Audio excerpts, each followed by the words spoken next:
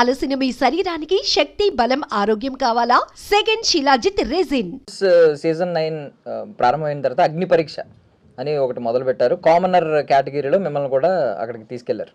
So అసలు మిమ్మల్ని ఎంచుకున్నప్పుడు, ఐ మీన్ అక్కడ దాకా మిమ్మల్ని పిలిచినప్పుడు ఎలా వచ్చింది? ఆ ప్రాసెస్ ఎలా అయింది? అది ఇక మన ఈ మధ్యకాలంలో నా ఈ చిన్న చిన్న పాటలు, ఇక నా ఇటువంటి ఈ తెలంగాణ యాసలో ఈ మాటలు ఇవన్నీ బాగా ఈ ఇన్స్టాగ్రామ్లో బాగా వైరల్ అవుతున్నాయి. ఇక అట్లా ఈ అందరిలాగా నేను కూడా అప్లై చేసుకున్నా. ఇది అది రిజిస్టర్ చేసుకున్నా, వీడియో చేసి. ఇంకా అట్లా ఇక మనకు వస్తుంది ఏదో ఇక అన్నట్టుగా ఇక చిన్నగా ఇది చేస్తే అది ఫోన్ చేసి రాళ్ళు, ఇట్లా మేము పలానా బిగ్ బాస్ నుంచి ఫోన్ చేస్తున్నాం క్రికెట్ సంగతి అని. అట్లనా ఇక అని ఇక నేను ఆయన షూట్లోనే ఉన్నా, నువ్వు జూమ్ కాల్కు రా అని ఒక మేడం ఫోన్ చేసింది. ఇక సరే అని ఓ గంట తర్వాత నేను షూట్లో ఉన్న తల్లి అని ఓ గంట తర్వాత ఇక జూమ్ కాల్ పోయినాం. ఇక మాట్లాడింది, అన్ని అడిగింది, ఇచ్చులు కచ్చకాయలు అడిగింది. ఇక అది ఇది ఇట్లా అట్లా ఇక నీకు ఇక రకరకాలుగా అడిగింది అనుకో. అది ఇక చెప్పినా అయింది పోయింది. తర్వాత మళ్ళీ గ్రూప్ డిస్కషన్ ఉంటుంది, మళ్ళీ రావాలని ఏదో మెయిల్కి పంపించారు, మెసేజ్ పంపించారు, మళ్ళీ రావాలంటే మళ్ళీ పోయినా. గ్రూప్ డిస్కషన్లో కూడా సెలెక్ట్ అయినా. ఇక ఆఖరికి వస్తాక అగ్ని పరీక్ష దాకా పోయినా. సో ప్రోమోలో ఫస్ట్ ప్రోమోలో మీరు కనిపించారు, అది పట్టుకుని వేలాడుతూ కనిపించారు. తర్వాత చూస్తే మళ్ళీ ఇలా బయట కనిపిస్తున్నారు. అంటే మేము కొంచెం ఆనందపడ్డాం. చాలా మంది మీ మీద ఆర్టికల్స్ కూడా రాశారు. నర్సయ్య తాత బిగ్ బాస్ హౌస్లో కనిపించాడు, వావ్ ఆల్ ద బెస్ట్ అని చెప్పి, కంగ్రాచులేషన్స్ అని చెప్పి మీ విషెస్ చెప్పేలోపు మీరు మళ్ళీ బయట కనిపించారు. ఏంటి ఈ మధ్యలో ఏం జరిగింది? అంటే బిగ్ బాస్ అగ్ని పరీక్షలో అడిగిర్రు, ఏంది నువ్వేం చేస్తావు అంటే, నేను ఒక ఆటగాన్ని, నేను ఒక పాటగాన్ని, నేను ఒక మాటగాన్ని, ఏది కానీ అన్నారు. కథల పడతావేందే కాశమ్మ, నిన్ను కట్టుకుంటే కానీ ముట్టుకోనైతేనే కథల పడతావేందే కాశమ్మ, 3 నెలల దాకా మూడాలు వంటివి, అమ్మగారింటికి 6 నెలలు పోతీవి, అష్టం నయం అని కష్టం పెడుతున్నావే, ఆ మాసపు ఉన్నామని 5 వేస్తున్నావే, ఫోను చేసి నువ్వు వస్తున్నా అంటే పండుగే అనుకున్నా, ఎదురు చూసి నేను ఎండుగా పోతున్నా, కథల పడతావేందే కాశమ్మ, నిన్ను కట్టుకుంటిని కానీ ముట్టుకోనైతేనే కథల పడతావేందే కాశమ్మ. కొత్తగా పెళ్ళి అయింది. ఇక పిల్లగానికి ఎన్ని ఉంటాయి బామరు, ఒక పెళ్ళాన్ని చూసుకోవాలి, ముచ్చట పెట్టుకోవాలి, ఉండదా ప్రేమ? జాడి ఇస్తాని ఆ అమ్మగారింటి కానీ అండబెట్టింది. ఎట్లా ఏంది ఏం కదా అంటే ఇట్లా జనాలను నవ్వించే, మురిపించే, ఆనందంలో ముంచి లేపే పాటలు కూడా నేను బిగ్ బాస్లో పాడతా, ఎంటర్టైన్ చేస్తా అని చెప్పిన. ఇక ఇంకా బాగా ఏం నవ్వేయగలుగుతావు నువ్వు అని అన్నది. ఎట్లా నువ్వు వీళ్ళని నవ్వించాలి, ఎట్లా నవ్విస్తావు అన్నది. ఓ ఫేస్బుక్, మా ఫేస్బుక్ విశ్వానికే అయినావు నువ్వు పెద్ద దిక్కు, సంచార జీవిగా దేశాలు తిరిగేవు, ప్రచారకర్తగా ప్రపంచం చూపేవు, జగమంతా మా జేబులో పెట్టి అరచేతిలో కలియుగం అంత కళ్ళ చూపిస్తావు ఫేస్బుక్. ఇక మరి కనుకనేమి ప్రధానమంత్రి అయినా, ముఖ్యమంత్రి అయినా, కొలువు చేస్తోడైనా, కూలి చేస్తోడైనా, ఒక్క రోజు కనుక నిన్ను చూడకుంటే ఏదో పోగొట్టుకున్నట్టు, ఏమో పారేసుకున్నట్టు, కడుపులో ఒకరే గాయిగా ఇడుపు కూసుంటారు చిన్నబోయి, నిన్ను చూడకుండా ఉండలేరే ఫేస్బుక్, నువ్వు లేకుండా బతకలేరే ఫేస్బుక్ అని ఈ రకంగా మొదలుపెట్టి ఆఖరికి వస్త్రకాలు ఏమన్నా తాత అంటే, పొద్దుగాలు లేచి నర్సయ్య తాత ఏం చేయాలి, బాయికి అడిగి పోవాలి. నా ముసలు ఏం చేయాలి, లేచి ఇక పొయ్యి అంటు పెట్టి ఇంత శాయ సుక్కు అదో ఏదో పెట్టాలి, తాగిపోతా, లేకపోతే ఇంత గట్టుకైనా కాయాలి, తినిపోతా.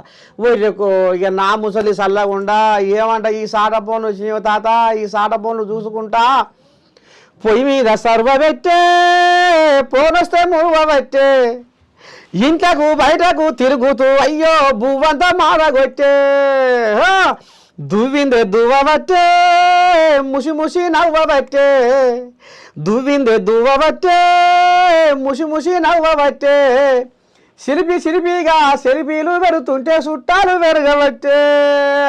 ఇక చెప్పు శ్రీముఖి, నీకు నవ్వు వచ్చిందా అంటే ఇక నీకెందుకు శ్రీముఖే కాదు ఆడ కూర్చున్న నవదీపు బిందు మాధవి అభిజిత్ మొత్తం ఒకటే కిచా కిచా కిచా కిచా ఆనకాలంలో కప్పర్ కనుక బెకబెక అన్నట్టే నా వీరిగా అమ్మా నరసయ్య తాత ఇటు ఉన్నాడు అటు ఉన్నాడు అంటే ఇంతే కాదు నా పాటతోటి ఏడిపిస్తా కూడా అంటే నవరసాలు వణికిస్తా అని ఇట్లా కూడా చెప్పిన ఇక అట్లా ఇక సరే తాత నువ్వు టాస్కులు కూడా ఉంటాయి ఇంట్లో మరి నువ్వు వాటిని తట్టుకుంటావా అంటే ఒరే నేను ఎండకి ఎండినోని ఆనకు నాణ్యోని నాకు ఈ టాస్కులు ఒక లెక్కనా కరువు కాలం అంతా చూసుకుంటా కన్నీరు దిగమిగుకుంటా ముందుకు నడిచినైతే అని ఇక పోయి అలా దీనికి ఈ ఇనుప బొంగులకు ఏలాడబడ ఉన్నారు అన్న కూడా పోయి ఏలాడబడ్డా ఇటు అటు ఊగిన జరసేపు ఉన్నా అది కథ అదే ప్రోమోలో వచ్చింది వేలాడింది కదా వేలాడింది అదేంటి వాళ్ళు చెప్పిన టైం కంటే మీరు ముందే దిగిపోయారా ఏమన్నా ఎక్కువసేపు ఉండలేకపోయారా అక్కడ వేలాడినప్పుడు ఉన్నా మరి ఎందుకు మీరు మిమ్మల్ని బయటకు పంపించాల్సిన అసలు ఒక్క రీజన్ కూడా కనిపించట్లేదు కదా మిమ్మల్ని బయటకు పంపించడానికి అయితే నేను ఇంకో మాట నన్ను అడిగిర్రు ఏమడిగిరు అంటే ఏంది అంటే ఈ పాటల కార్యక్రమం కాదు కదా ఇది అనేది కూడా అనుకొచ్చిర్రు అంటే నేనన్నా మీరు పాటల కార్యక్రమం అంటుర్రు పాట శక్తి ఏందో చెప్పనా అన్న చెప్తాత అన్నారు నా పాట ఎంతోమంది ఆత్మహత్యలను ఆపగలిగింది నా పాట ఒక నిండు ప్రాణం నా కాడికి వచ్చి బతికి అని బట్ట కట్టి నా కాడికి వచ్చి నన్ను కలిసి నీ పాట వల్ల నేను బతికిన నీ పాట వల్ల నేను బట్ట కట్టి ఇలా నీ కాడికి వచ్చిన ఎట్లా ఏంది ఏం కథ ఎవరైనా అండి గుంటూరు జిల్లా వేమూరు మండలం చెంచయ్య అనే మనిషి రైతు పాట విని సుక్క సుక్క శమట రాల్చి పుడమి తల్లి ఎదను చీల్చి ధరణికి శ్రీమంతం చేసి మాకలి అంతం చేసి తీరొక్క పంట తీసి ఈ లోకము కడుపు నింపి కష్టాన్ని నమ్ముకొని కాలమెల్లదీసె నీకు బగబగ మండే సూర్యుడు నీకు చేతులెత్తిండు మిలమిల మెరిసే చంద్రుడు నీకు తల వంచిండు తెలుసుకో రైతన్న నీ గొప్పతనము రన్నా సమాజానికి దిక్కు నువ్వు సస్తవెందుకన్నా అసలు అదిరిపోతున్నాయి ఆ పాటలు అంటే నిజంగా మీరు బాగా నా నాడి పట్టిర్రు వాస్తవంగా బిందు మాధవికి అభిజిత్కు నవదీప్కు నా గురించి వాళ్ళకు అంటే నర్సయ్య సాహిత్యం గురించి వాళ్ళకు అంతు పట్టలే వాళ్ళు ఇవాళ ఎంతో కోట్లాది మంది హృదయాలను గెలుచుకునే పాట నాది నా పాటలో జీవం ఉంటుంది నేను మాట్లాడినా కానీ స్వచ్ఛత ఉంటుంది కానీ నాది వాళ్ళు అంటే గుర్తించలేకపోయారు వాళ్ళు అని నాకు అనిపించింది అంటే ఆ జడ్జెస్ స్థానంలో వేరే వాళ్ళు ఉంటే అసలు నర్సయ్య తాత అనేటోడు ఒక శక్తిరా ఈ శక్తిని 10 మందికి పంచితే ఎంతోమంది జీవితాలను మనం తీర్చిదిద్దిన వాళ్ళం అవుతాము ఎంతోమందికి మనోధైర్యాన్ని కలిగించిన వాళ్ళం అవుతాము ఈ పాట శక్తి ఇంతటితో ఆగిపోకూడదు ముందుకు తీసుకెళ్ళాలి అనే తత్వం ఉన్నట్లయితే నాకు న్యాయం జరుగు అండ్ ఇంకొక కేసు ఏంటంటే ఒకవేళ ఆ ప్లేస్లో గీతా మధురి గారు ఉన్నారు ఆవిడ కూడా లాస్ట్ టైం ఒక సీజన్లో రన్నర్ అప్ అంటే విన్నర్ కాకుండా సెకండ్ పొజిషన్ వచ్చారు మేబీ ఆవిడన్నా కూడా ఆవిడ ఒక గాయని కాబట్టి మీరు ఒక కళ తెలిసేది ఓకే ఈయన అద్భుతంగా పాడుతున్నాడు ఇన్స్ట్రుమెంట్స్ కూడా అవసరం లేదు ఇన్స్ట్రుమెంట్స్ అవసరం లేకుండా పాడుతున్నాడు ఆయన పాట వింటుంటేనే ఇన్స్ట్రుమెంట్స్ అవసరం లేకుండానే వినాలనిపిస్తుంది అని చెప్పి మేబీ ఆ కన్సిడర్ చేసేదేమో ఆ ప్యానల్లో ముగ్గురు కూడా నటులే ఉండడం వల్ల ఏమైందంటే ఈ కళ మీద ఎక్కువ వాళ్ళు దృష్టి పెట్టరు అయితే ఈ సాహిత్యం మీద కూడా వాళ్ళకు అవగాహన లేదేమో అనిపిస్తుంది అందుకే అన్నారు తర్వాత నర్సయ్య తాత నీ పాట బాగుంది నీ యాస బాగుంది నీ పాట బాగుంది ఇంకా మునుముందు ఇంకా మంచి మంచి స్థాయికి మీరు ఎదగాలి అనేది మాట్లాడారు కానీ అస్సలు నా పాటలో సాహిత్యాన్ని వాళ్ళు పసిగట్టలేకపోయారు కరెక్ట్ అయినా మీరు ఒక మాట అన్నారు కదా అప్పుడు అంటే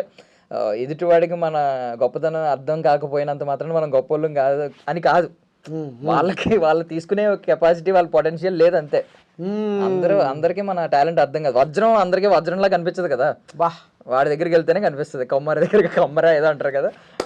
సర్లేండి కానీ అద్భుతమైన టాలెంట్ ఉంది అసలు మీకు. బట్ ఏమైనా బాధ వేసిందంటే, ఎన్నో ఆశలతో అక్కడ దాకా వెళ్ళిన తర్వాత, గేట్ దాకా వెళ్ళిన తర్వాత డోర్ ఓపెన్ చేశారు, అమ్మయ్య నేను లోపలికి వచ్చాను, 100 రోజులు అన్నారు మీరు మెన్షన్ చేసినప్పుడు, 100 రోజులు దొరుకుద్ది వేదిక అని చెప్పి. ఎన్నో ఆశలు ఉండుంటాయి. సడన్గా వచ్చిన వ్యక్తిని వచ్చినట్టు ఇలా పంపిస్తే వెనక్కి తిప్పి ఏం అనిపించలేదా బాగా? స్వార్థము కోసము నిత్యము నీతిని నిందిస్తూ ఉంటావురా, మోసమని తెలిసిన రోయక న్యాయాన్ని బంధిస్తూ ఉంటావురా, కనబడని కుట్రలకు ధర్మాన్ని నిలువున బలి ఇస్తూ ఉంటావురా, మనసుకి ముసుగేసే మాయ మాటల గుణము తోటి వాడితో నీకు ఎందుకుర ఈ రణము. ఇది అదికొచ్చింది నాకు. వెనకడికి నేను ఒక పాట రాసుకున్నా, ఎప్పుడు దాదాపు ఒక 6-7 సంవత్సరాల కిందనే రాసుకున్న ఈ పాట. అది నాది అంటావు, ఇది నాది అంటావు, ఏది రానిది ఓ మనిషి, ఆఖరికి 6 అడుగుల జాగ ఏడ ఉందో నువ్వు ఎరుగలేవురా అన్ని తెలిసి, పరమాత్మను కొలిచి పచ్చి అబద్ధాలు ఆడుతూ ఉంటావురా, అంతరాత్మను అనిచి పూటకో మాట మారుస్తూ ఉంటావురా, కోరికల కోరల్లో సత్యానికే సమాధి కడుతూ ఉంటావురా, అద్దు తప్పితే నీ శుద్ధులేంచెను జనము, వద్దురావో మనిషి ఓర్వలేని తనము. ఇలా బిగ్ బాస్ షోలో నర్సే తాత కనపడకపోతే అంటే నిజంగానే ఒక శక్తిని వీళ్ళు ఆపిర్రు, ఒక శక్తిని పోనీయలేదు, ఓర్వలేని తనమా, అసలు స్వార్థమా, ఎందుకు